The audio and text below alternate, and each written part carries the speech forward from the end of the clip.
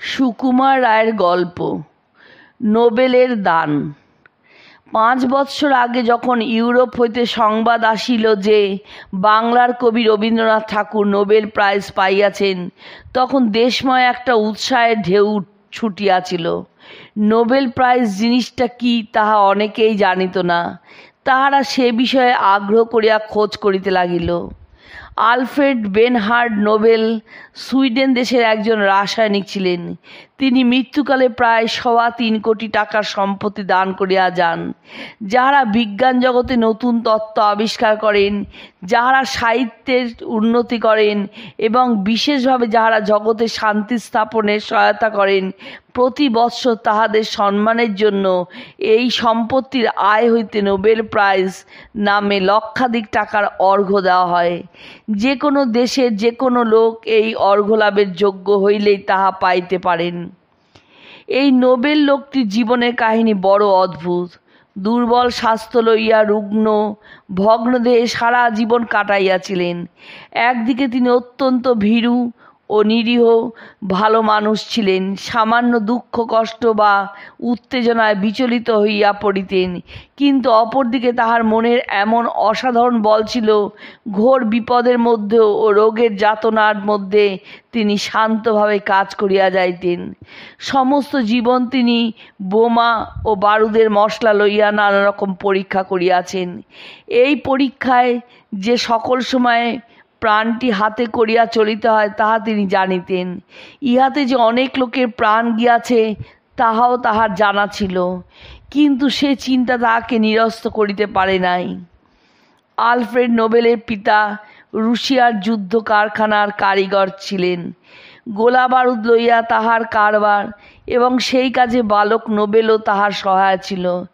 কেবল যে যুদ্ধের কাজেই বারুদের ব্যবহার হয় তা নয়, তার একটি মস্ত কাজ পাহাড় ভাঙা। রেলপথ বসাইবার জন্য এবং রাস্তাঘাট বা সুড়ঙ্গ খুঁড়িবার জন্য অনেক সময় পাহাড় ভাঙিয়া সমান করিতে হয়। কোদাল ঠুকিয়া এই কাজ করিতে গেলে অসম্ভব রকম পরিশ্রম ও সময় নষ্ট করিতে হয়। সাধারণ বারুদের সাহায্যে এই কাজ অনেকটা সহজ হয়, কিন্তু বারুদের তেজও সবসময় এ কাজের পক্ষে যথেষ্ট নয়। নোবেলের সময়েও অনেক জিনিসের কথা লোকে জানিত, যাহার তেজ বারুদের চাইতেও ভয়ানক, কিন্তু এই সমস্ত জিনিস এত সামান্য কারণে ফাটিয়া যায় যে তাহাকে কাজে লাগাইতে কেউ সাহস পাইত না। কাজ করতে গিয়া সামান্য একটি গরম বা সামান্য একটু আঁচড় অথবা ধাক্কা লাগলে ঘরবাড়ি উড়িয়া এক প্রলয় কাণ্ড বাঁধিয়া যাইত। নোবেল ডিনামাইট আবিষ্কার করিয়া সে অসুবিধা দূর করেন। ডিনামাইটের শক্তি সাধারণ বারুদের চাইতে 8 গুণ বেশি, অথচ তাহাকে লইয়া সাবধানে নাড়াচাড়া করিলে কোনো ভয়ের কারণ নাই। ডিনামাইট ছাড়াও তিনি আরও অনেক রকম বারুদের মশলা আবিষ্কার করেন। আজকাল কামানের গোলা ছুঁড়িবার জন্য যে সকল প্রচণ্ড বারুদ ব্যবহার হয় তাহাও নোবেলের আবিষ্কারের ফল। এই সমস্ত সাংঘাতিক জিনিসের কারবারের জন্য নোবেল বড় বড় কারখানা বসাইয়া পৃথিবী জুড়িয়া প্রকাণ্ড ব্যবসা চালাইয়া তাহাতে লক্ষ লক্ষ টাকা উপার্জন করিয়াছিলেন। একবার একটি কারিগরের অসাবধানতায় সমস্ত কারখানাটি উড়িয়া যায় এবং অনেক লোক মারা পড়ে ও অনেক লক্ষ টাকা নষ্ট হয়। তাহাতেও নোবেলের উৎসাহ দমে নাই। তিনি আবার নতুন করে কারখানা করাইলেন এবং এরূপ দুর্ঘটনা যাহাতে আর না হয় তাহার জন্য অনেক সুন্দর বন্দোবস্ত করিলেন। সে কারখানা আজও চলিতেছে। কারখানার ভিতরে যদি ঢুকিয়া দেখো তাহলে বুঝিবে সাবধান হওয়া কাহাকে বলে। যে সকল স্থানে বিপদের সম্ভাবনা সেখানে প্রত্যেক ঘরের চারদিকে মাটি উঁচু করিয়া পাহাড়ের মতো দেওয়াল দেওয়া হইয়াছে। ঘরগুলি খুব হালকা করিয়া তৈয়ারি, তাহার মেঝের উপর পুরু করিয়া চট মোড়া। যাহারা কাজ করে তাহাদের পায়ে কাপড়ের জুতো। কোথাও কোনো শব্দ করিবার নিয়ম নাই। সেখানে আগুন জ্বালানো দূরে থাকুক, কারখানার ত্রিসীমানার মধ্যে দিশলাই আনিতে দেওয়া হয় না। কোনো রকম লোহার জিনিস সেখানে আনা নিষেধ, কাঁটা পেরেক পর্যন্ত আনিবার উপায় নাই। এই রকম অসংখ্য নিয়ম নিষেধ মানিয়া তবে কারখানা চালাইতে হয়।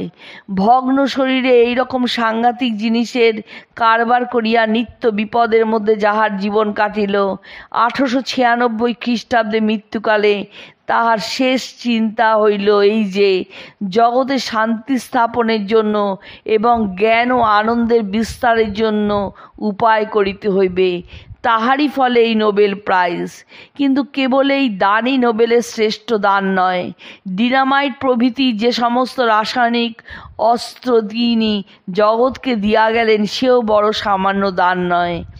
যুদ্ধের কথা ছাড়িয়া দিলেও দেখা যায় যে সভ্য মানুষের যে সমস্ত বড় বড় কীর্তি তাহার অনেকগুলি সহজ ও সম্ভব হইয়াছে কেবল নোবেলের ওই অস্ত্রের গুণে। মাটি উড়াইয়া, পাহাড় ফাটাইয়া, পাথর সরাইয়া পথঘাট রেল পুল বসানো হইতেছে, খাল কাটিয়া নদীর পাড় ভাঙিয়া জলের স্রোতকে নানা দিকে চালানো হইতেছে, সমুদ্রের সঙ্গে সমুদ্র জুড়িয়া নতুন নতুন জলপথের সৃষ্টি হইতেছে। খনি ব্যবসায়ী খনি খুঁড়িতে গিয়া 5 মাসের কাজ 5 মিনিটে সারিতেছে।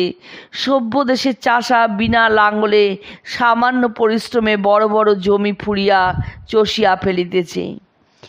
নেপোলিয়ান যখন ইটালি বিজয় করিতে চলিলেন তখন সকলে বলিয়াছিল, অসম্ভব কথা, এই দুরন্ত শীতে সৈন্য লইয়া আল্পস পাহাড় পার হইবে কিরূপে? নেপোলিয়ান বলিয়াছিলেন, there shall be no Alps, Alps পাহাড় থাকিবে না, অর্থাৎ সে আমায় বাধা দিতে পারিবে না। নেপোলিয়ান আল্পস পার হইয়া চলিয়া গেলেন।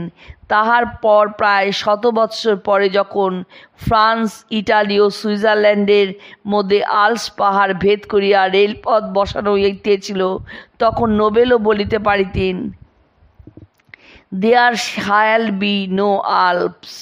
লক্ষ যুগের পাহাড়ের বাধা একটি রুগ্ন দেহ দুর্বল মানুষের বুদ্ধির কাছে পরাস্ত হইয়া ঝরিয়া পড়িল।